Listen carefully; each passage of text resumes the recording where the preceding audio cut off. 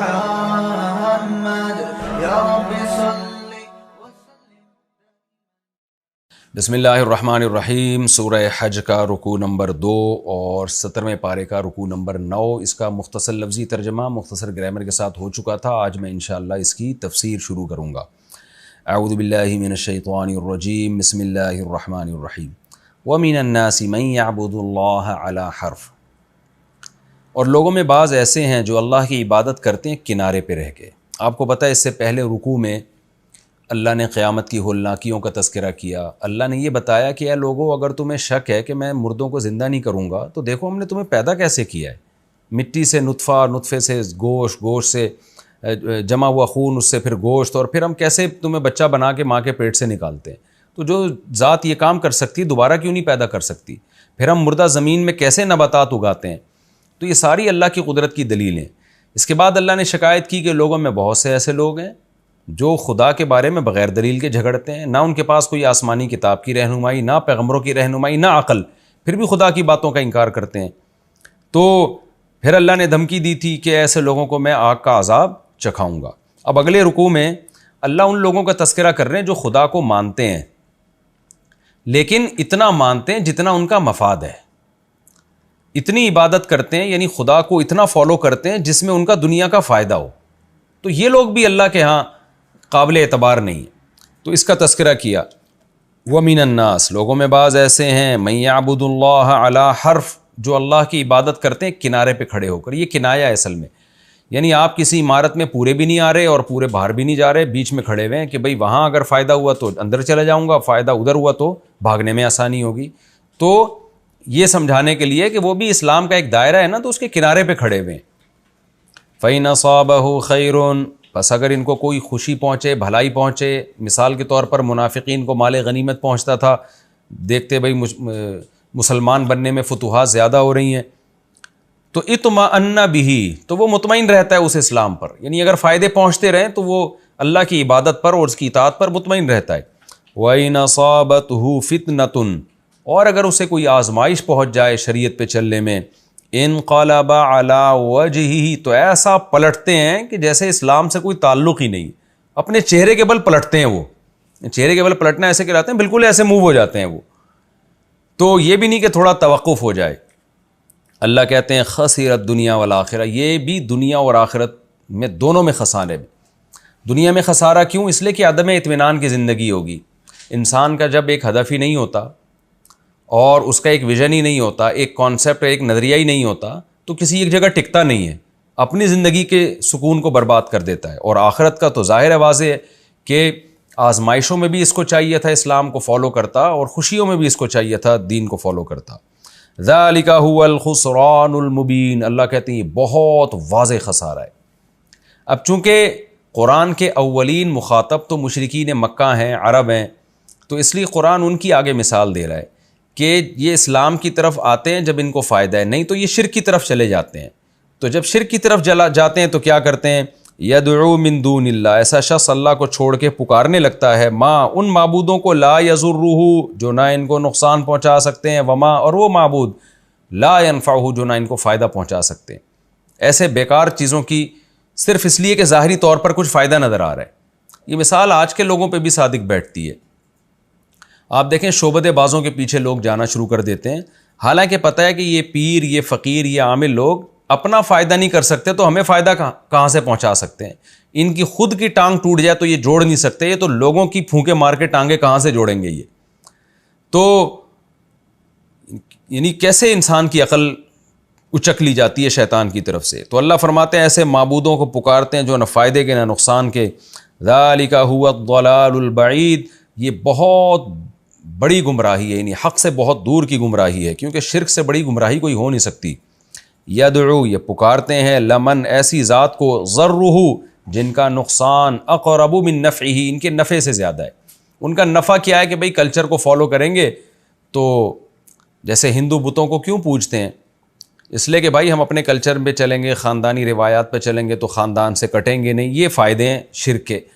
لیکن اللہ کہتے ہیں اس شرک کے جو نقصانات ہیں وہ اس کے فائدوں سے بہت زیادہ ہیں۔ تو ایسی ذات کو کیوں پکارتے ہو جس کے فائدوں سے زیادہ اس کے نقصانات ہیں؟ وہ نقصانات کیا ہیں کہ یہ تمہاری پکار کو سن نہیں سکتے اور آخرت میں اللہ اس کی سزا دے گا تمہیں۔ لبیس المولا، اللہ فرماتے ہیں کتنے برے دوست ہیں تمہارے معبود، ولبیس العشیر، اور کتنے ہی برے ساتھی ہیں۔ اور جو ایمان لائے گا، آگے اللہ ان کا تذکرہ کر رہا ہے کہ جو خوشی ہو یا غم ہو، اللہ کے دین کو ہر صورت میں انہوں نے فالو کرنا ہے۔ جو حقیقی ایمان والے لوگ ہیں ان کے ساتھ کیا ہوگا؟ ان اللہ یدخل الذین آمنوا، بے شک اللہ تعالیٰ داخل کرے گا ان لوگوں کو جو ایمان لائے، وعملوا الصالحات، اور نیک اعمال کیے۔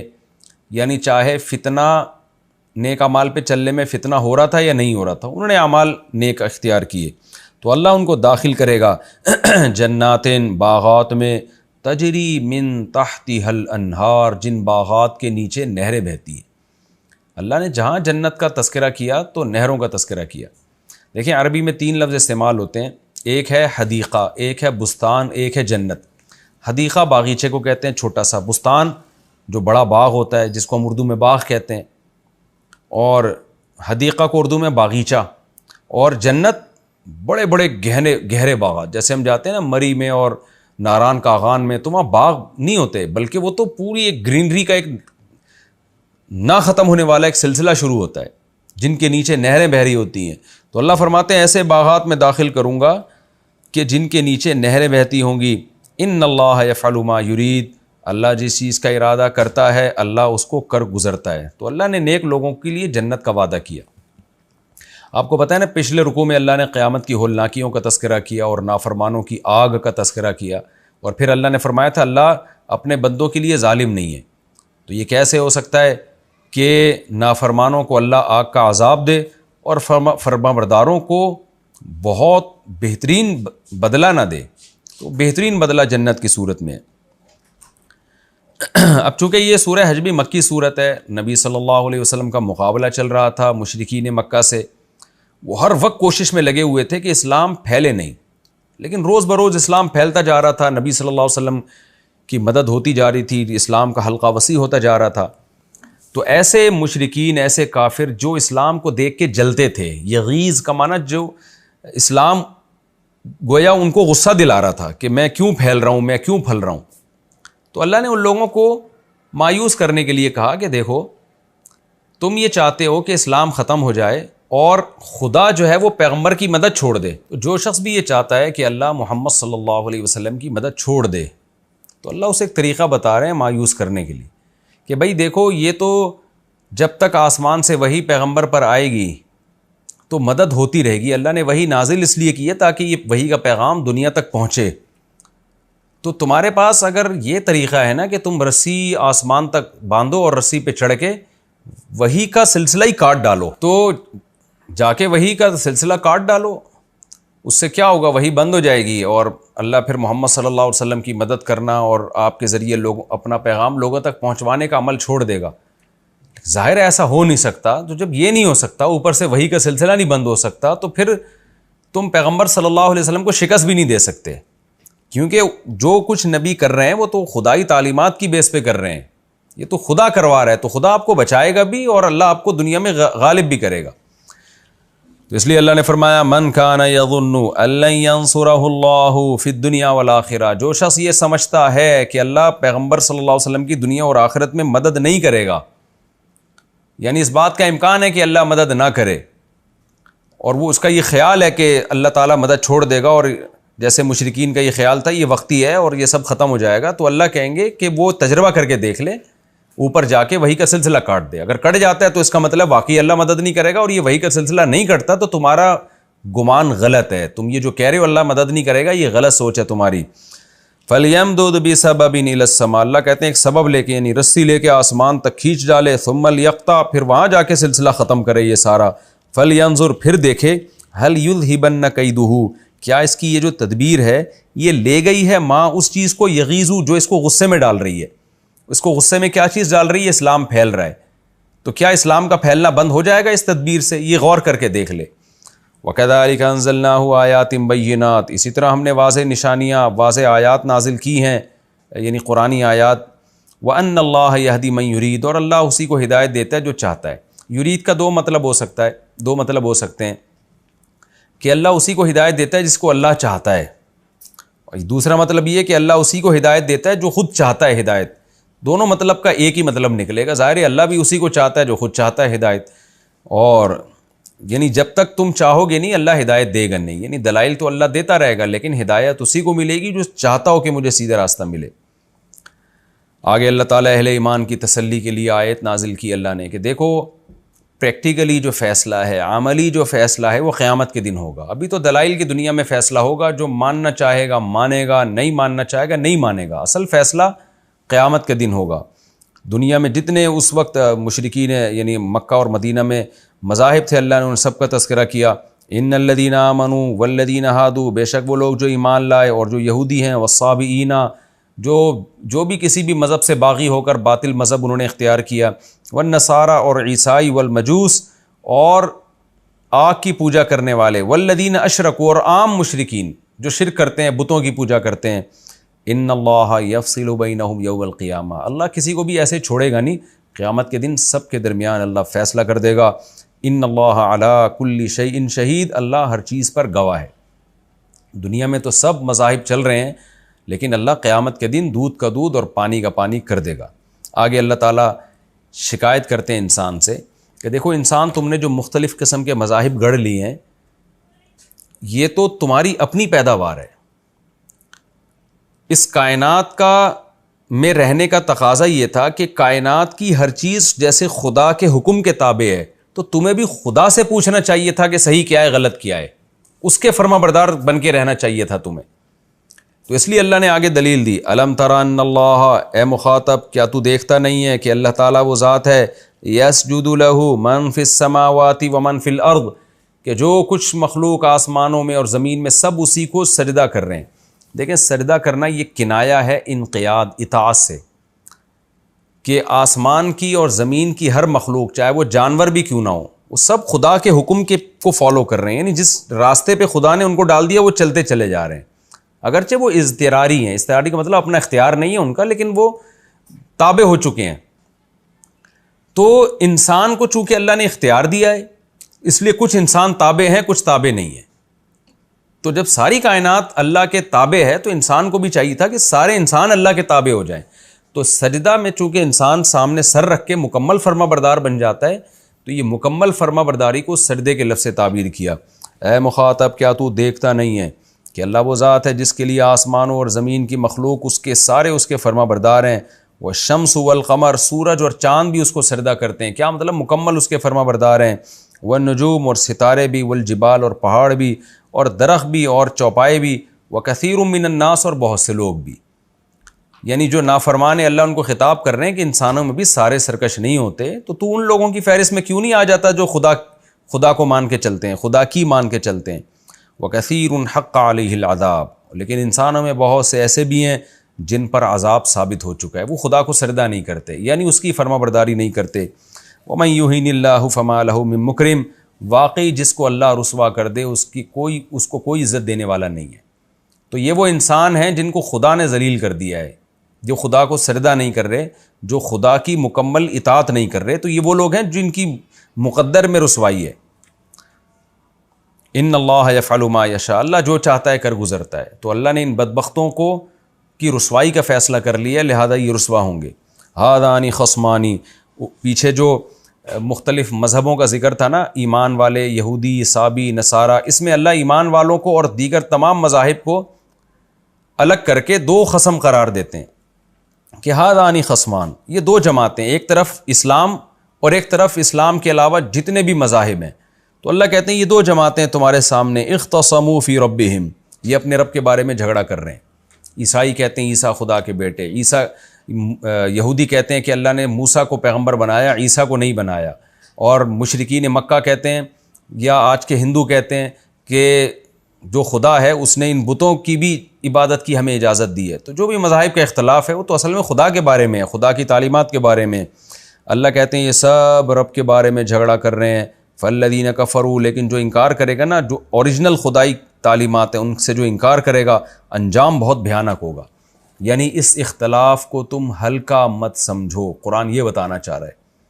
دنیا میں تو ہم کہتے ہیں نا ہر آدمی اپنے مذہب میں آزاد ہے اور ہر ایک کی اپنی تھیوری, اپنا ایک نظریہ ہوتا ہے, بڑا آسان لفظ ہے. لیکن اللہ کہتے ہیں اس کو ہلکا مت سمجھو، جو بھی منکر ہوگا خدائی تعلیمات کا ان کے لیے قطعت لہم ثیاب من نار، ثوب عربی میں کپڑے کو کہتے ہیں، ثیاب اس کی جمع، آگ کے کپڑے ہوں گے جو ان کے لیے کاٹے جائیں گے۔ کاٹے جانے کا مطلب یہ ہے، ہم کہتے ہیں نا اس کے لیے کپڑا کاٹ دو یعنی سی دو اس کے لیے، تو اللہ کہتے ہیں آگ کے کپڑے ہوں گے جو کاٹے جائیں گے۔ تو کپڑا لباس اس لیے کہ آگ نے چاروں طرف سے گھیرا ہوا ہوگا، تو الگ سے کوئی لباس نہیں ہوگا آگ کا، بلکہ جو آگ نے چاروں طرف سے ان کو گھیرا ہوا ہوگا، اسی گھیرنے کے عمل کو اللہ نے لباس سے تعبیر کیا ہے۔ یصب من فوق رؤوسہم، بہایا جائے گا ان کے سروں کے اوپر سے الحمیم، کھولتا ہوا پانی، یصہر بہ، جس سے گل جائے گا ما فی بطونہم، جو ان کے پیٹ، بطن کہتے ہیں پیٹ کو، ان کے پیٹوں میں جو آتے ہیں وہ بھی گل جائیں گی، والجلود، اور ان کی کھال بھی گل جائے گی، اللہ ہم سب کو محفوظ رکھے۔ وَلَهُم مَّقَامِعُ مِنْ حَدِيدٍ، اور ان کے لیے لوہے کے گزند ہوں گے، یعنی روایات میں آتا ہے کہ جب یہ جہنم سے باہر نکلنے کی کوشش کریں گے نا، فرشتے ان کو اس لوہے کی روڈوں سے ماریں گے ان کو۔ کلما ارادو، جب بھی یہ ارادہ کریں گے، ان یخرجوا منہا، کہ اس آگ سے نکلیں، من غم، غم کی وجہ سے، اعیدوا فیہا، اسی میں دوبارہ لوٹا دیے جائیں گے، وذوقوا، اور یقال لہم، یعنی ان سے کہا جائے گا چکھو عذاب الحریق، اس آگ میں جلانے والے عذاب کو۔ اللہ ہم سب کو اس آگ سے پناہ میں رکھے، ہم سب کو اس آگ سے محفوظ رکھے۔ تو پچھلے رکوع میں قیامت کی ہولناکیوں کا تذکرہ تھا، اور قیامت کو اللہ نے ثابت کیا تھا کہ آ کے رہے گی۔ اس رکوع میں اللہ نے بتایا ہے کہ جو نہیں مانتے اور جو اپنے اعمال کی اصلاح نہیں کرتے ان کا حشر کیا ہوگا قیامت کے دن۔ یہ ہمارا رکوع کمپلیٹ ہو گیا، اللہ ہمیں اس عذاب سے محفوظ رکھے۔ اگلا رکوع اب میں شروع کرتا ہوں سورہ حج کا رکوع نمبر 3 اور 17ویں پارے کا رکوع نمبر 10۔ حسب معمول اس رکوع کا مختصر لفظی ترجمہ مختصر گرامر کے ساتھ، پھر انشاءاللہ اس کی تشریح ہوگی۔ ان اللہ یدخل الذین آمنوا، بے شک اللہ داخل کرے گا ان لوگوں کو جو ایمان لائے، وعاملوا الصالحات، اور انہیں نیک اعمال کیے، جنات، باغات میں، تجری من تحتها الانہار، جن کے نیچے نہریں بہتی ہیں، یحلون، حلیہ کہتے ہیں لباس، جو بھی جوڑا ہوتا ہے نا، جوڑا، اس کو حلیہ کہتے ہیں۔ تو حلہ یحلی کا معنی جوڑا پہنانا یا کوئی بھی لباس پہنانا۔ یحلون فیہا، اس جنت میں وہ پہنائے جائیں گے، من اساورا، کنگن، اسورا، سوار عربی میں کنگن کو کہتے ہیں، اس کی جمع اسورا بھی اسورا آتی ہے، اور اسورا کی پھر جمع آتی ہے اساور، یعنی جمع الجمع ہے، جمع کی بھی جمع، جس کو جمع اقصا کہتے ہیں۔ خیر گرامر کی بات ہے، آپ کو نہ بھی سمجھ میں آئے تو بس اتنا کہ کنگنوں کو کہا جاتا ہے، کہ پہنائے جائیں گے اس میں وہ کنگن، من ذہب، سونے کے، ولؤلؤ، اور موتی، ولباسہم، اور لباس ہوگا ان کا، فیہا، اس جنت میں، حریر، ریشم، وہدو، اور ان کی رہنمائی کی جائے گی، الی الطیب من القول، پاکیزہ بات کی طرف، وہدو الی، اور ان کی رہنمائی کی جائے گی، الی صراط الحمید، محمود راستے کی طرف۔ ان الذین کفروا، بے شک وہ لوگ جو کافر ہوئے، ویصدون عن سبیل اللہ، اور روکتے ہیں وہ لوگ اللہ کے راستے سے، والمسجد الحرام، اور مسجد حرام سے روکتے ہیں، الذی، وہ مسجد حرام، جعلناہ للناس، جس کو ہم نے لوگوں کے لیے بنایا۔ کیسا بنایا؟ سواءً، اصل میں تھا سواءً، تو ملا کے پڑھا جاتا ہے سواءً العاکف، کہ اس میں عاکف کہتے ہیں قرار، معتکف کہتے ہیں نا جو ہی قرار کر کے بیٹھ جائے، تو وہاں کے مقامی رہنے والے، فیہی، اس مسجد حرام میں، والباد، اور باہر سے آنے والے، بادی، بدا یبدو، یعنی بدو عربی میں کہتے ہیں گاؤں کے، دیہات کے لوگوں کو، یعنی جو وہاں رہتا ہے اور باہر سے آتا ہے وہ سب اس میں برابر ہیں۔ تفسیر میں اس کی ڈیٹیل انشاءاللہ آئے گی۔ وَمَن يُرِدْ فِيهِ، اور جو شخص ارادہ کرے گا اس مسجد حرام میں، بِالْحَادٍ، الحاد کا، الحاد ٹیڑھا پن کو کہتے ہیں، کجی کو کہتے ہیں، لحد عربی میں اس قبر کو کہتے ہیں جو ٹیڑھی ہوتی ہے، ایل کی شکل میں ہوتی ہے۔ تو ہر وہ کام جو فتنہ و فساد والا ہو یا نظریات کی خرابی، ان سب کو الحاد کہا جاتا ہے۔ جو شخص بظلم، ظلم کے ذریعے اس میں الحاد کی کوشش کرے گا، نذقہ، ہم چکھائیں گے اس کو، من عذاب علیم، دردناک عذاب۔ مختصر رکوع اور مختصر لفظی ترجمہ اس کا، اور اس کی تفسیر بھی پھر مختصر۔ پچھلے رکوع میں اللہ نے اہل جہنم کی آگ کا تذکرہ کیا۔ آپ کو پتہ ہے پچھلے رکوع میں بھی اللہ نے یہ بتایا کہ اللہ ایمان والوں کو ایسے باغات میں داخل کرے گا جن کے نیچے نہریں بہتی ہوں گی۔ پھر اللہ نے جہنم کی آگ کا تذکرہ کیا کہ کیسے جہنم میں کھولتا ہوا پانی جہنمیوں کو پلایا جائے گا۔ اب اللہ دوبارہ جنت کا تذکرہ کر رہے ہیں، کیونکہ جہنم کا تذکرہ 2 دفعہ ہوا تو اللہ نے پھر جنت کا تذکرہ بھی 2 دفعہ کیا۔ فرمایا اللہ داخل کرے گا ان لوگوں کو جو ایمان لائے اور نیک اعمال کیے ایسے باغات میں جن کے نیچے نہریں بہتی ہیں، یحلون فیہا من اساور، اور اس میں وہ پہنائے جائیں گے کنگن، من ذہب، سونے کے، ولؤلؤا، اور موتی بھی پہنائے جائیں گے۔ حدیث میں یہ مضمون بہت واضح ہے کہ یعنی جنت میں مردوں کو بھی زیور پہنایا جائے گا۔ اب چونکہ جنت کے حکام جنت ہی میں جا کے پوری طرح سمجھ میں آئیں گے، تو نبی صلی اللہ علیہ وسلم نے فرمایا وہاں مردوں کے لیے بھی سونے اور چاندی کے زیورات ہوں گے۔ وَلِبَاسُهُمْ فِيهَا حَرِيرٌ، اور ان کا لباس اس جنت میں ریشم ہوگا۔ وَهُدُوا إِلَى الطَّيِّبِ مِنَ الْقَوْلِ، اور ان کی رہنمائی کی گئی ایسی بات کی طرف جو پاکیزہ تھی۔ میں نے شاید ترجمے میں یہ کہہ دیا کہ ان کی رہنمائی کی جائے گی، اصل ترجمہ اس کا اور ان کی رہنمائی کی گئی، یعنی جو جنتی ہیں ان کی دنیا میں رہنمائی کی گئی تھی الی الطیب من القول، ایک پاکیزہ قول کی طرف، وہ قول ہے لا الہ الا اللہ۔ وہدوا الی صراط الحمید، اور ان کی ہدایت کی گئی تھی ایک قابل تعریف راستے کی طرف جس کو سیدھا راستہ کہا جاتا ہے۔ ان الذین کفروا ویصدون عن سبیل اللہ والمسجد الحرام، اس آیت کا ایک شان نزول ہے، صلح حدیبیہ کے موقع پہ یہ نازل ہوئی۔ سورہ حج کی بعض آیات مکی ہیں اور بعض مدنی ہیں، تو یہ بھی مدنی آیت ہے۔ نبی صلی اللہ علیہ وسلم کو جب حدیبیہ میں روک دیا گیا عمرہ کرنے سے، آپ عمرے کی نیت سے جا رہے تھے، عرب میں یہ بڑا معیوب سمجھا جاتا تھا کہ آپ بیت اللہ سے کسی کو نہیں روک سکتے، بیت اللہ سب کا ہے، لیکن عرب نے اپنے کلچر کی بھی خلاف ورزی کی۔ قرآن نے بیت اللہ کی عظمت میں آیات نازل کیں کہ وہ لوگ جو کافر ہیں اور اللہ کے راستے سے روکتے ہیں، یہاں اللہ کے راستے سے مراد ہے عمرہ کرنا، والمسجد الحرام، اور مسجد حرام سے روکتے ہیں، الذی، وہ مسجد حرام، جعلناہ للناس، جس کو ہم نے لوگوں کے لیے بنایا۔ کیسا بنایا؟ سواء العاکف، کہ وہاں کا رہنے والا، فیہ، اس مسجد حرام میں، والباد، اور جو بادی ہے باہر سے آنے والا ہے، وہ سب اس میں برابر ہیں۔ کیا مطلب؟ مسجد حرام کی یہ فضیلت ہے، دیکھیں یہاں مسجد حرام سے مراد ہے حرم، قرآن میں کہیں مسجد حرام سے عین مسجد مراد ہے، کہیں مسجد حرام سے پوری حدود حرم مراد ہے، کہیں مسجد حرام سے پورا مکہ بھی مراد ہوتا ہے۔ تو یہاں حرم مراد ہے، کیونکہ یہ جو احکام ہے نا کہ باہر سے آنے والا وہاں کا رہنے والا برابر ہیں، یہ پورے حدود حرم کے بارے میں۔ برابر کا کیا مطلب ہے؟ کہ حرم جاتے ہوئے، دیکھیں اس کا ایک مطلب تو وہ ہے جو امام حنیفہ کا ایک قول ہے کہ حرم میں کوئی بھی ذاتی ملکیت کی کوئی چیز نہیں خرید سکتا، ذاتی پراپرٹی نہیں ہو سکتی، پورا وقف ہے، یعنی جو وہاں رہے گا یا باہر سے آئے گا مالک کوئی بھی نہیں ہوگا۔ جیسے مسجد ہے نا، مسجد میں آپ ایک ٹکڑا بھی خرید نہیں سکتے، تو پورا جو حدود حرم ہے وہ ایسا ہی ہے۔ لیکن امام صاحب کا یہ قول ہے جس میں فتویٰ نہیں ہے، فتویٰ جمہور کے قول پر ہی ہے فقہ حنفی میں، وہ یہی ہے کہ مسجد یعنی جو حدود حرم ہے نا اس میں ذاتی پراپرٹی بھی ہو سکتی ہے، مسجد حرام میں تو نہیں ہو سکتی لیکن حدود حرم میں ہو سکتی ہے۔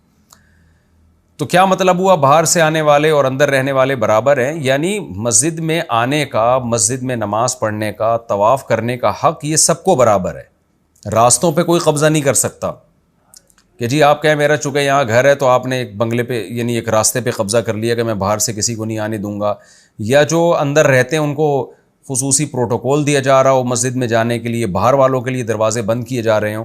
تو اللہ کہتے ہیں کہ یہ ایسی جگہ ہے جس میں رہنے والا باہر سے آنے والا برابر، کیونکہ یہ اللہ کا گھر ہے تو اللہ کے گھر پہ تو کسی کا قبضہ نہیں ہو سکتا، لہذا راستے سب کے لیے کھلے رہیں گے اس میں۔ تو اس لیے اللہ تعالیٰ فرماتے ہیں اس مسجد کی یہ عظمت ہے کہ اس میں رہنے والا، باہر سے آنے والا اور اندر رہنے والے برابر ہیں۔ تو ظاہر ہے جب برابر ہیں تو مشرکین مکہ کا نبی صلی اللہ علیہ وسلم کو اندر آنے سے منع کرنا یہ مسجد حرام کی توہین ہے۔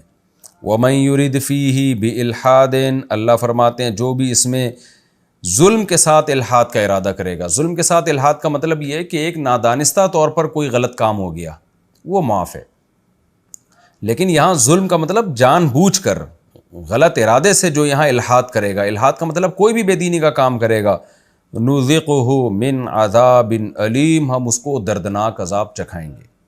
اس سے پتہ چلتا ہے کہ مسجد حرام یا بیت اللہ میں گناہ کرنے کی شناعت اور برائی باہر کی نسبت اور زیادہ بڑھ جاتی ہے، اور حدود حرم میں بھی۔ مجھے بڑا افسوس ہوتا ہے جب ہم حج کے لیے عمرے کے لیے جاتے ہیں تو مسجد حرام میں تو جرم نہیں کرتے، لیکن حدود حرم میں ہم نے لوگوں کو دیکھا ہے کہ وہ کیبل لگائی ہوئی ہے، ڈش اینٹینے لگے ہوئے تھے پہلے تو، اور وہ اس پہ فلمیں دیکھ رہے ہوتے ہیں حدود حرم کے اندر جو مزدور ہیں۔ تو بہت سخت یعنی اللہ کے عذاب کو دعوت دینے والی بات ہے۔ تو وہ چونکہ مزدوری کر رہے ہیں، ہوٹلوں میں ٹھہرے ہوئے ہیں، وہ حدود حرم میں ہی، تو وہاں وہ سمجھتے ہیں کہ سارے گناہ ہمارے لیے جائز ہیں، یعنی وہی ہیں جیسے ہم باہر کر رہے ہیں، تو یہ بہت بڑا جرم ہے۔ تو اللہ نے اس پہ بڑی شدید وعید سنائی ہے۔ تو یہ رکوع ہمارا الحمدللہ کمپلیٹ ہو گیا۔ اس رکوع کا حاصل یہی ہے کہ اللہ نے اس میں نیک لوگوں کے لیے جنت کا تذکرہ کیا، اور اللہ نے اس میں فرمایا کہ جو بھی مسجد حرام کے میں لوگوں کو آنے سے روکے گا اور عمرے میں رکاوٹ کا ذریعہ بنے گا، ہم اس کو دنیا اور آخرت میں عذاب کا مزہ چکھائیں گے۔ اور اس سے ایک اشکال ہوتا ہے کہ حجاج بن یوسف نے تو بیت اللہ پہ سنگباری کی تھی، یعنی جو حضرت عبداللہ بن زبیر کی جب حکومت قائم ہوئی تھی نا، تو حجاج بن یوسف نے جب ان کی حکومت کا تختہ گرانے کے لیے مکہ پہ حملہ کیا تو بیت اللہ بھی مسمار ہو گیا تھا، تو اس پر تو کوئی ایسا عذاب نہیں آیا۔ اس کا جواب علماء نے دیا ہے کہ بیت اللہ کا مسمار کرنا حجاج کی نیت نہیں تھی۔ حجاج کی نیت بیت اللہ، کیونکہ وہ بھی بہرحال مسلمان تھا، بیت اللہ کا طواف کرتا تھا، بیت اللہ کی طرف رخ کر کے نماز پڑھتا تھا، اس نے حکومت گرانے کے لیے غلط اقدام کیا، جس کے نتیجے میں نادانستہ طور پر بیت اللہ کی جو ہے وہ تعمیر کو، وہ منجنیق کی جو توپیں تھیں اس سے نقصان پہنچا۔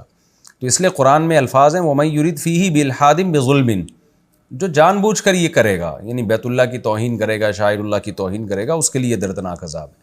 تو بیت اللہ کے ساتھ تو ایسا ہوا ہے کہ جس نے بھی بیت اللہ کے ساتھ برائی کے ارادے سے اس کو ڈھانے کی کوشش کی ہے، دنیا میں اس پر عذاب آیا ہے۔ اب اگلا رکوع شروع ہو رہا ہے۔ میں پہلے اس رکوع کا بھی یعنی مختصر لفظی ترجمہ مختصر گرامر کے ساتھ، پھر اس کی انشاءاللہ تفسیر ہوگی اگر وقت بچا۔ اب ہم شروع کرنے جا رہے ہیں جی 17ویں پارے کا رکوع نمبر 4 اور سورہ حج کا رکوع نمبر 4 اور 17ویں پارے کا رکوع نمبر 11۔ بسم اللہ الرحمن الرحیم۔ وَإِذْ بَوَّأْنَا لِإِبْرَاهِيمَ، اور اس وقت کو یاد کرو جب ہم نے ابراہیم کے لیے ٹھکانہ دیا۔ بوّأ یبوّئ کا معنی ٹھکانہ دینا، ابراہیم کو ہم نے ٹھکانہ دیا مکان البیت، بیت اللہ کی مکان یعنی اس کی جگہ کا۔ ٹھکانے کا مطلب یعنی ان کو وہ جگہ بتائی ہم نے کہ یہاں ہے بیت اللہ۔ اللہ تشرک بی شیئن، اور ہم نے ان سے کہا کہ لا تشرک بی شیئا، میرے ساتھ کسی کو شریک نہیں کرنا آپ نے۔ وطہر بیتیا، اور میرے گھر کو پاک صاف رکھنا ہے۔ للطائفین، طواف کرنے والوں کے لیے، والقائمین، قیام کرنے والوں کے لیے یعنی نماز میں جو قیام کرتے ہیں، والرکع، راکع کی جمع رکع آتی ہے، اور رکوع کرنے والوں کے لیے، السجود، اور سجدہ کرنے والوں کے لیے، ساجد کی جمع سجود۔ وَأَذِّن فِي النَّاسِ، اور لوگوں میں آپ اعلان کر دیں، اذن یؤذن تاذیناً، اعلان کرنا، آپ لوگوں میں اعلان کر دیں، بالحج، حج کا، حج کا لغوی معنی ہے قصد کرنا، ارادہ کرنا، تو یہاں بیت اللہ کا قصد کرنا، یعنی آپ لوگوں میں حج کا یعنی بیت اللہ کی طرف آنے کا اعلان کر دیں۔ اس اعلان کا نتیجہ کیا نکلے گا؟ یاتوکا، یہ لوگ آپ کے پاس آئیں گے، رجالن، پیدل، پیدل بھی آئیں گے۔ رجل پیدل کو کہتے ہیں، رجال اس کی جمع، رجل کی جمع بھی رجال آتی ہے، رجل مرد کو کہتے ہیں، اور رجل کہتے ہیں پیدل کو۔ وعلی کل ضامر، اور ہر دبلی اونٹنیوں پر، ضامر اس اونٹنی کو کہتے ہیں جو چل چل کے دبلی ہو گئی ہو، چونکہ عام طور پر اس زمانے میں جب دور سے لوگ سفر پہ اونٹنی پہ آتے تھے تو وہ لمبے سفر کر کر کے دبلی ہو جاتی تھی، اور ہر دبلی اونٹنیوں پر، یاتینا، جو چل کے آئیں گی، من کل فج عمیق، دور دراز راستوں سے۔ فج کا معنی فجاج کشادہ راستے کو بولتے ہیں، یعنی دور دراز راستوں سے، عمق گہرائی کو بولتے ہیں، گہرائی سے مراد دور دراز، دور دراز راستوں سے وہ اونٹنیاں چل کے آئیں گی۔ لیشہدوا، تاکہ لوگ مشاہدہ کریں گے، منافع، ان فائدوں کا، لہم، جو ان کے لیے ہیں، وَيَذْكُرُوا اسْمَ اللَّهِ، اور اللہ کا نام لیں، فی ایام معلومات، مخصوص ایام میں، یعنی بقرعید کے جو ایام ہیں، علی ما رزقہم، ان جانوروں پر جو اللہ نے ان کو بطور رزق دیے ہیں، من بہیمہ، بہیمہ عام چوپایوں کو کہتے ہیں، اور الانعام، نعام کی جمع مخصوص چوپائے، جو گائے بکرا، یہ جو 4 چوپائے ہوتے ہیں نا جن کو ہم ذبح کرتے ہیں۔ تو خلاصہ کیا نکلا؟ من بہیمۃ الانعام، ان بہائم پر جو انعام ہیں، یعنی ان چوپایوں پر جو انعام ہیں. تو اس لیے اس کا ترجمہ یہ کیا گیا کہ مخصوص قسم کے چوپایوں پر، یعنی 4 قسم کے جانوروں پر اللہ کا نام لے وہ. فَكُلُوا مِنْهَا، پس خود بھی ان جانوروں میں سے کھاؤ. وَأَطْعِمُوا الْبَائِسَ، اور کھلاؤ. اطعما یطعم، اطعامن کا معنی کھلانا، اور کھلاؤ البائس محتاج کو، الفقیر اور فقیر کو. بائس کا معنی بھی جو بیچارہ تنگی کی حالت میں، ان کو بھی کھلاؤ. ثم، پھر اس کے بعد ثم لیقضوا، اصل میں تھا لی یقضوا، قضا یقضی کا معنی چکانا. پھر ان کو چاہیے کہ یقضوا تفثہم، تفث کہتے ہیں میل کچیل کو، اپنا میل کچیل کو دور کریں، یعنی اس کو چکائیں. یہاں چکائیں کا مطلب یہ ہوگا کہ یقضوا تفثہم، اپنے میل کچیل کو دور کریں جو احرام سے کھلنے کے بعد. تفسیر میں انشاءاللہ پوری ڈیٹیل سمجھ میں آئے گی. وَلْيُوفُوا نُذُورَهُمْ، اور اپنی نظروں کو پورا کرو. نظر منت کو کہتے ہیں، نذور اس کی جمع. یہاں منت سے مراد جو حج کے واجبات ہیں تمہارے اوپر، ان کو پورا کرو. وَلْيَطَّوَّفُوا، اور چاہیے کہ یہ لوگ طواف کریں. بِالْبَيْتِ الْعَتِيقِ، اس گھر کا جو آزاد گھر ہے، یعنی عزت والا گھر ہے. ذالک، اللہ فرماتے ہیں یہ حکام ہیں جو ہم نے تمہیں دیے ہیں. وَمَن يُعَظِّمْ حُرُمَاتِ اللَّهِ، جو اللہ کے احکام کی تعظیم کرتا ہے. حرمہ کہتے ہیں حرمت کہتے ہیں نا، جو اللہ کی حدود، اللہ کی باؤنڈری جس کی رعایت ہم نے کرنی ہے. تو اس سے مراد اللہ کے ہر قسم کے حکام. جو اللہ تعالیٰ کے احکامات کی تعظیم کرتا ہے، فَهُوَ خَيْرٌ لَهُ، تو یہ تعظیم کرنا اس کے لیے بہتر ہے. عند ربہ، اس کے رب کے نزدیک. وَأُحِلَّتْ لَكُمُ الْأَنْعَامُ، اور تمہارے لیے حلال کر دیے گئے ہیں چوپائے. إِلَّا مَا، سوائے ان چوپایوں کے، یُتْلَىٰ عَلَيْكُمْ، جو تم پر تلاوت کیے گئے ہیں، یعنی جن کی حرمت تمہیں بیان کر دی گئی ہے. فَاجْتَنِبُوا الرِّجْسَ مِنَ الْأَوْثَانِ، پس تم اجتناب کرو. وثن بت کو کہتے ہیں، اوثان اس کی جمع. رجس ناپاکی، جو بتوں کی ناپاکی ہے اس سے اجتناب کرو. وَاجْتَنِبُوا قَوْلَ الزُّورِ، اور جھوٹی بات سے بھی اجتناب کرو. حُنَفَاءَ لِلَّهِ، اپنے رخ کو پھیرتے ہوئے اللہ کی طرف. حنیف کہتے ہیں ہٹنا، مائل ہونا، یعنی باطل سے ہٹ کے خدا کی طرف مائل ہونا. غیر مشرکین بہ، اس کے ساتھ شرک نہیں کرتے ہوئے. ومن یشرک باللہ، جو اللہ کے ساتھ شرک کرتا ہے، فکأنما، گویا کہ وہ خر من السماء، آسمان سے گرا. خرہ کا معنی گر جانا. فتخطفہ الطیر، پھر پرندے اس کو اچک رہے ہیں، اس کی بوٹیاں نوچ رہے ہوں. خطف یخطف کا معنی اچکنا. او تہوی بہ الریح، یا ہوا اس کو لے کر گرا رہی ہو کہیں. ہوا یہوی ہوین کا معنی اوپر سے بلندی سے گرنا. ہوا نے اس کو گرا دیا ہو. فی مکان سحیق، بہت دور کے مقام میں. ہوا نے بہت بلندی سے لے کے بہت دور لے جا کے اس کو پھینک دیا ہو. ذالک، یہ ایک حکم تھا جو ہم نے تمہیں بیان کیا. پھر آگے اللہ فرماتے ہیں ایک اور اصولی بات. وَمَن يُعَظِّمْ شَعَائِرَ اللَّهِ، جو اللہ کے شاعر کی تعظیم کرتا ہے. شاعر اللہ بار بار میں ایکسپلین کر چکا ہوں، ہر وہ چیز جس کی نسبت اللہ کی طرف ہو اور اللہ کی پہچان ہو. جیسے مسجد ہے، بیت اللہ ہے، رمضان ہے، یہ جتنے بھی اللہ کے حکام ہیں نا، جو اللہ کے ساتھ خاص ہیں، جو ایک علامت ہیں مذہب کی، وہ تمام چیزیں شاعر اللہ کہلاتی ہیں. جو اللہ کے شاعر کی تعظیم کرتا ہے، فَإِنَّهَا، تو یہ تعظیم کرنا، مِن تقوى القلوب، دل کے تقوی کی علامت ہے. لَكُمْ فِيهَا مَنَافِعُ، تمہارے لیے اس میں بہت سے فائدے ہیں، یعنی ان جانوروں میں. إِلَىٰ أَجَلٍ مُّسَمًّى، ایک خاص مدت تک کے لیے.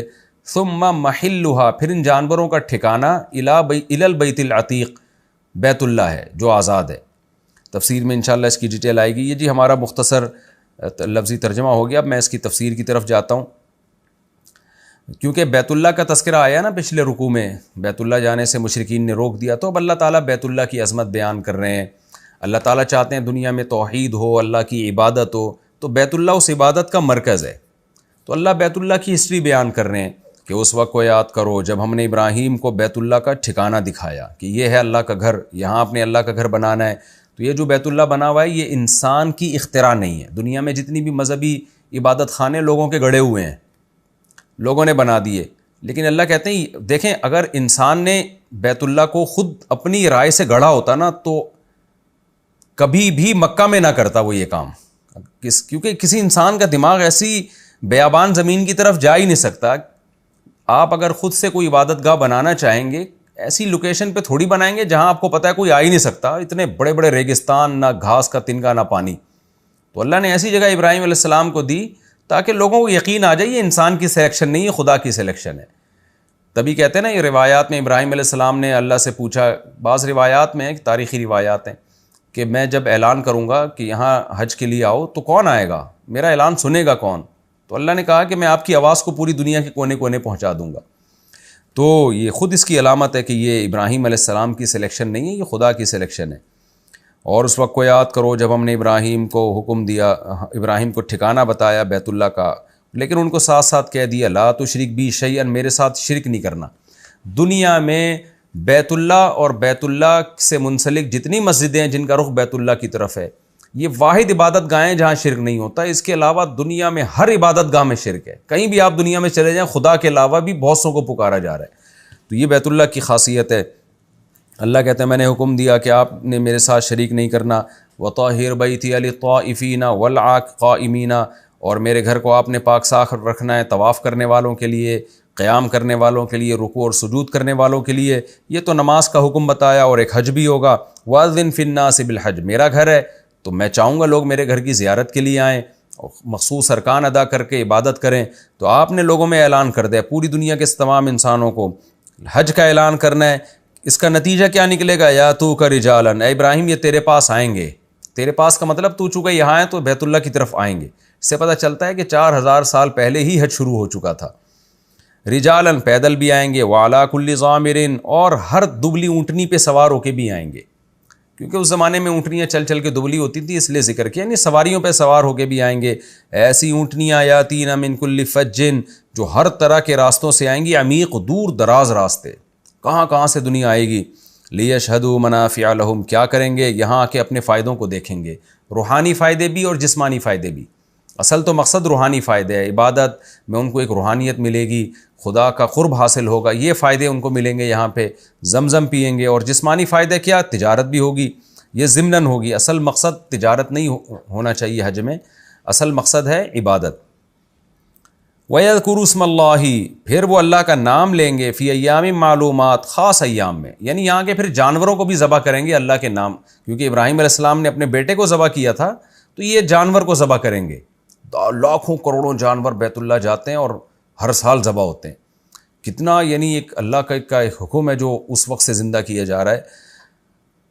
مخصوص ایام میں جانوروں پر بھی اللہ کا نام لیں گے، جو بسم اللہ اللہ اکبر پڑھ کے ہم جانور ذبح کرتے ہیں۔ علی ما رزقہم، ان جانوروں پر جو اللہ نے ان کو بطور رزق دیے، من بہیمۃ الانعام، ان بہائم پر جو انعام ہیں، جو چوپائے ہیں۔ دیکھیں انعام کا اطلاق عموماً 4 جانوروں پر ہوتا ہے، یہ جو ہم قربانی میں ذبح کرتے ہیں۔ ویسے انعام مطلق چوپائے کو بھی کہا جاتا ہے، لیکن یہاں مخصوص چوپائے مراد ہیں، کیونکہ پہلے بہیمہ کا لفظ آ چکا ہے، اور بہیمہ ہر طرح کے چوپایوں کو کہا جاتا ہے، تو اس لیے یہاں انعام میں ہم یہ تعویل کریں گے کہ انعام سے 4 چوپائے مراد ہیں۔ تو اللہ نے فرمایا کہ ان 4 چوپایوں پر اللہ کا نام لیں۔ فَكُلُوا مِنْهَا، پس جب ان کو ذبح کرو تو خود بھی اس میں سے کھاؤ۔ وَأَطْعِمُوا الْبَائِسَ الْفَقِيرَ، اور محتاجوں کو بھی کھلاؤ۔ مالدار کو بھی کھلانا جائز ہے جب خود کھا سکتے ہیں تو، لیکن اللہ نے استحبابی حکم دیا کہ تبھی ہم قربانی کے جانور میں نا غریبوں کا حصہ بھی نکالتے ہیں، یہ مستحب ہے۔ ثُمَّ لِيَقْضُوا تَفَثَهُمْ، پھر اپنے میل کچیل کو دور کرو، یعنی حج کے ارکان ادا کرنے کے بعد جب احرام کھلتا ہے تو پھر باقاعدہ نہایا جاتا ہے، سر کے بالوں کو صاف کیا جاتا ہے، اور خوشبو لگانے کی اجازت ہوتی ہے۔ تو اپنے میل کچیل کو دور کرو۔ وَلْيُوفُوا نُذُورَهُمْ، اور اپنی نظروں کو پورا کرو۔ یہ نظر کہتے ہیں یہاں نظر سے وہ نظر مراد نہیں ہے جو ہم منت مانتے ہیں۔ حج کا جب آپ احرام باندھ لیتے ہیں نا تو بھی آپ نے اپنے اوپر حج کے ارکان واجب کر لیے، اب احرام کھولنا جائز نہیں۔ تو اللہ کہتے ہیں وہ اپنے تمام واجبات کو پورا کرو جو حج پہ تم نے کیے ہیں۔ کچھ واجبات احرام سے پہلے ہوتے ہیں، کچھ احرام کے بعد بھی ہوتے ہیں، جیسے منی میں قیام ہے، اور پھر طواف زیارت ہے جس کا آگے تذکرہ آ رہا ہے۔ وَلْيَطَّوَّفُوا بِالْبَيْتِ الْعَتِيقِ، اور پھر طواف کرو اس گھر کا جو آزاد گھر ہے۔ یہ طواف فرض ہے جس کا قرآن میں ذکر کیا ہے، کیونکہ قرآن متواتر ہے، لہذا اس سے کسی عبادت کا جب ثبوت ہوگا تو وہ رکن کے درجے میں، فرض کے درجے میں ہوگی۔ اسی آیت سے تمام ائمہ کا اتفاق ہے کہ جو طواف جس کا اللہ نے حکم دیا جو احرام کھلنے کے بعد ہوتا ہے، یہ بھی حج کے ارکان میں سے ایک رکن ہے، کیونکہ اللہ نے اس کا قرآن میں تذکرہ کیا، اور یہ بقرعید ہی کے ایام میں ہوتا ہے یہ۔ تو جو اصل طواف ہے نا جو حج میں ہے، جو جس کے لیے بیت اللہ کو بنایا گیا ہے، وہ ہے بقرعید کے جو مبارک دن ہیں ان کے اندر جو طواف ہوتا ہے، جس کو طواف زیارت کہتے ہیں۔ مخصوص دنوں کے اندر اتنا بڑا کراؤڈ پوری دنیا میں کہیں نہیں ہوتا جتنا بڑا کراؤڈ جو ہے یہ بقرعید کے 3 دنوں میں بیت اللہ کے گرد ہوتا ہے. تو اللہ نے فرمایا پھر اس آزاد گھر کا تم طواف کرو. ذالک اللہ فرماتے ہیں یہ تو حکام ہے حج کے. ومن یعظم حرمات اللہ، لیکن ایک اصول ضابطہ ہم بتاتے ہیں، جو اللہ کے حکام کی تعظیم کرتا ہے اس کو ہلکا نہیں لیتا، فہو خیر لہ عند ربہ، تو یہ تو اس کے رب کے نزدیک اس کے لیے بہتر ہے. یعنی تمہیں لگے گا حج میں تم طواف کر رہے ہو، مینا میں جا رہے ہو، قربانی کر رہے ہو، تو اس میں تو پیسے ہی ضائع ہو رہے ہیں، مل کیا رہا ہے. اللہ کہتے ہیں لیکن یہ تمہارے لیے بہتر ہے. وَأُحِلَّتْ لَكُمُ الْأَنْعَامُ، ایک اشکال کا جواب ہے، اے اللہ تو نے تو حرم میں جانور مارنے سے منع کیا، لیکن اللہ فرماتے ہیں تمہارے لیے ان چوپایوں کو ہم نے حلال کر دیا ہے. الا ما یتلی علیکم، ہاں وہ چوپائے جو تم پر تلاوت کر دیے گئے ہیں دوسرے مقام پہ کہ کون کون سے جانور تم پہ حرام ہے. خنزیر ہے جس کا تذکرہ آیا نا، تو یہ والے جو جانور ہیں گھریلو جانور ہیں یہ حرم میں بھی تمہارے لیے حلال ہیں. فَاجْتَنِبُوا الرِّجْسَ مِنَ الْأَوْثَانِ، لہذا اصل جو چیز ہے وہ کیا ہے، بت پرستی کی ناپاکی سے تم نے بچنا ہے، بیت اللہ میں شرک نہیں ہونے دینا. وَاجْتَنِبُوا قَوْلَ الزُّورِ، اور جھوٹی بات سے بھی بچنا ہے.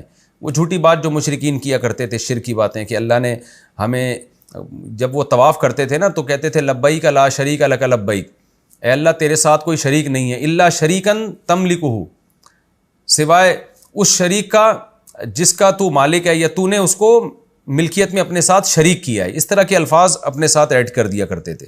تو اللہ فرماتے ہیں جھوٹی باتوں سے بچو.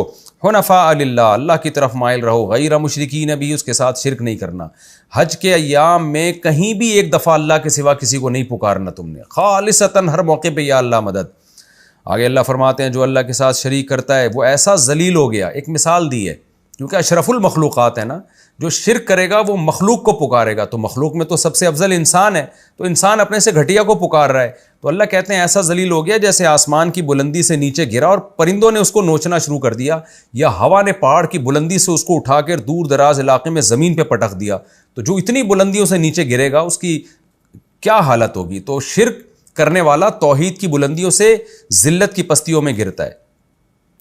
آگے اللہ فرماتے ہیں ذالک، یہ ایک حکم ہے، ومن یعظم شعائر اللہ، اور جو اللہ کے شاعر کی تعظیم کرتا ہے، کیونکہ بیت اللہ اور حرم تو سارا شاعر اللہ ہے، جو تعظیم کرے گا فإنہا من تقوی القلوب، یہ دلوں کے تقوی کی علامت ہے. پھر اللہ نے انہی جانوروں کا تذکرہ کیا کہ حدود حرم میں جب جانور لے کے جاتے تھے نا ذبح، اب تو بینک قربانی کر رہے ہیں کوئی جانور لے کے ہی نہیں جاتا، ورنہ اصل تو طریقہ یہی ہے کہ جب آپ حرم میں جاتے ہیں تو اپنے ساتھ جانور ذبح کرنے کے لیے لے کے جائیں تاکہ جب اس کو ذبح کریں تو آپ کا احرام کھلے. اللہ فرماتے ہیں لکم فیہا منافع الی اجل مسمی، ایک خاص وقت تک تم ان جانوروں سے فائدہ اٹھا سکتے ہو. ثم محلھا، اس کے بعد ان کا جو محل ہے یعنی جو ہدی ہے، ہدی کا جانور کہلاتا ہے جو حج میں ہم لے کے جاتے ہیں یا عمرے میں حج میں ذبح کرنے کے لیے، تو پھر اس کا محل یعنی اس کا ٹھکانہ ہے الی البیت العتیق، بیت اللہ. یہاں بیت اللہ سے مراد بیت اللہ اور اس کا ارد گرد ہے یعنی پورا حرم. تو اس لیے جو ہدی کا جانور ہے وہ حدود حرم میں ہی ذبح کرنا واجب ہے، آپ وہ حرم سے باہر ذبح نہیں کر سکتے. تو یہ بیت اللہ اور اس سے متعلق کچھ اور حج سے متعلق کچھ احکام تھے جو اس رکوع میں اللہ نے ذکر کیے. ہمارا وقت مکمل ہو چکا ہے. انشاءاللہ اگلے ایپیسوڈ میں سورہ حج کا رکوع نمبر 5 اور 17ویں پارے کا رکوع نمبر 12 شروع کروں گا. اللہ تعالی ہمیں سمجھنے کی، عمل کی توفیق عطا فرمائے. وما علینا الا البلاغ.